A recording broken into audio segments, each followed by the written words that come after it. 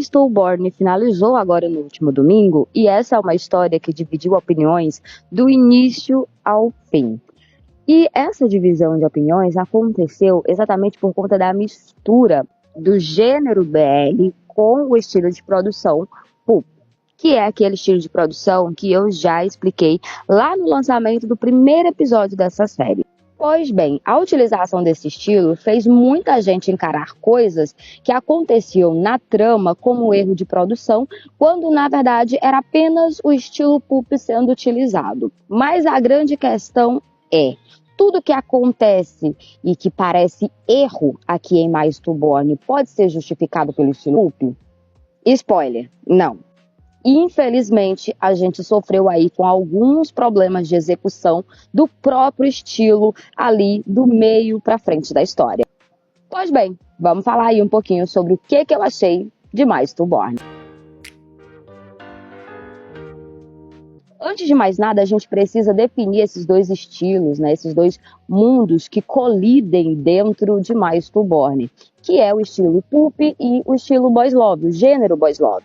De um lado, a gente tem um estilo de produção chamado pulp, onde a gente tem histórias sensacionalistas, ritmo frenético, personagens exagerados, clímax caótico e uma estética feita para impactar, mesmo que tudo isso venha às custas de sacrificar coerência e profundidade. Do outro lado, a gente tem o gênero boys love, né, o gênero BL tailandês. Um gênero que nos últimos anos tem evoluído muito, passando a explorar mais a complexidade emocional entre os protagonistas, apostando na química, na construção do romance e em uma estética que tem se tornado cada vez mais refinada. Então, exatamente por essa evolução das produções BL tailandesa, com produções de alto orçamento, narrativas sofisticadas, criou-se ali meio que um padrão para dizer o que é uma série boa e o que não é. E como My Stillborn não se encaixa nesse padrão, muitas características do estilo pulp presente na produção acabam sendo vistas pelo público como descuido, não como uma escolha criativa ou uma escolha de estilo. Então, esse é um dos primeiros motivos da galera não gostar muito dessa produção. Exatamente por isso, eu defendi lá nos primeiros episódios, porque lá no início ela estava bem coerente com o estilo proposto. Porém, a gente não continuou com essa coerência toda até o final. Mas Stillborn falha ao entregar o essencial dentro da proposta do gênero pulp. Dentro do estilo pulp, tudo é sobre amplificar sentimentos até o limite, sejam quais forem esses sentimentos. É sobre transformar o cotidiano em um espetáculo desenfreado. E em My Stillborn, o sentimento escolhido como motor para a história é o romance. A dinâmica entre o Sorn e o Junin é construída com base em arquétipos bem clássicos do gênero BL, né, que é o homem misterioso e ferido emocionalmente, versus o jovem impulsivo, atrevido e rebelde. Os conflitos entre esses personagens é marcado por mal-entendidos dramáticos, brigas intensas e, claro, muito hot. No início da produção, tudo funciona muito bem e eles seguem direitinho a proposta do estilo pulp. Porém, infelizmente, isso não se sustenta por muito tempo. E a partir ali do meio para frente da história, tudo começa a desandar. Por quê? Porque tanto o romance em si, como tudo que leva ao romance, é raso até demais. Se a emoção escolhida para se trabalhar nesse caso foi o romance dos protagonistas, ele não precisa necessariamente ser profundo nesse tipo de produção. Ele pode ser superficial. Porém, algum subtexto desse romance precisa ganhar um pouco mais de profundidade para poder trazer equilíbrio para a história. O que, infelizmente, não acontece. E não é porque eles não tinham com o que trabalhar, porque eles tinham. Por exemplo, o trauma do Sorn, né? Eles até tentam dar ênfase a isso, mas tudo se limita a uma conversa simples e alguns flashbacks. Agora vamos olhar além do casal principal, ou seja, os casais secundários. O estilo pulp nunca foi conhecido por desenvolver bem personagens coadjuvantes. Eles estão ali mais para servir a trama, sem muito aprofundamento. E em My Stillborn, ele segue essa cartilha. Só que eles vão muito além. Tanto o Tai quanto o Champ, como todos os outros personagens que estão ali em volta dos protagonistas, parecem existir apenas para preencher tempo de tela, ou para criar subtramas forçadas. Em resumo, do estilo pulp, os secundários eles não precisam ter um mega desenvolvimento super profundo, mas eles devem ter um desenvolvimento suficiente para que o personagem não pareça um objeto narrativo sem vida, principalmente se a emoção principal da trama já é rasa. Então, exatamente por isso, a gente tem um mega desequilíbrio narrativo aqui em Mais to Born. Outro traço típico do estilo pulp é o ritmo acelerado, com reviravoltas constantes e poucas pausas para respirar. Porém, Mais to Born escolheu trazer algumas pausas, né, no fluxo narrativo da sua história, exatamente para enfatizar alguns momentos emocionais. E aqui eu acredito que foi uma boa escolha, pois essas pausas elas podem servir como um amplificador de impacto emocional. Tipo assim, a história vem num ritmo acelerado, de repente ela pisa no freio e a gente tem algumas pausas, algumas cenas mais lentas, mais introspectivas, para que o impacto emocional também seja trabalhado. Então, a ideia inicial é boa, porém a execução não. E sabe por que não dá certo aqui?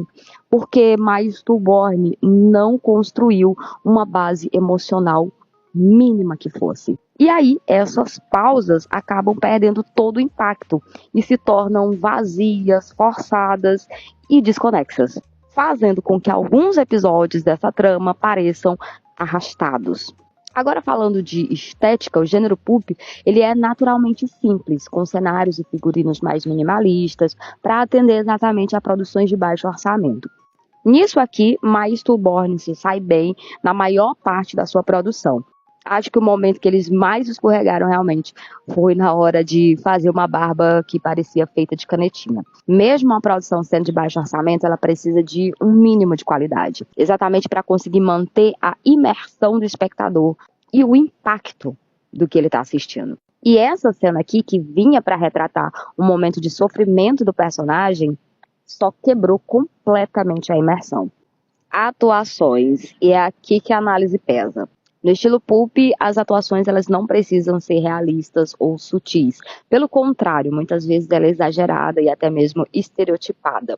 Mas, até para fazer um personagem exagerado ou estereotipado, requer que o ator tenha controle técnico e time. E, claro, consciência, né, do efeito desejado, para que ele não passe do ponto.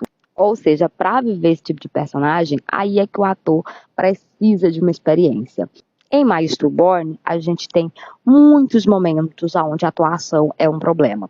E isso acontece tanto no elenco principal quanto no elenco de apoio. No início da história, o ator que faz o Sorn se sai muito bem, porque era momento onde o personagem entregava ali um comportamento mais frio, o que pedia uma atuação mais engessadinha. Então ele saía bem. Porém, conforme esse personagem vai precisando entregar emoções mais profundas, ele não consegue. É muito clara a falta de controle emocional do ator e a falta de time para acompanhar as nuances do personagem.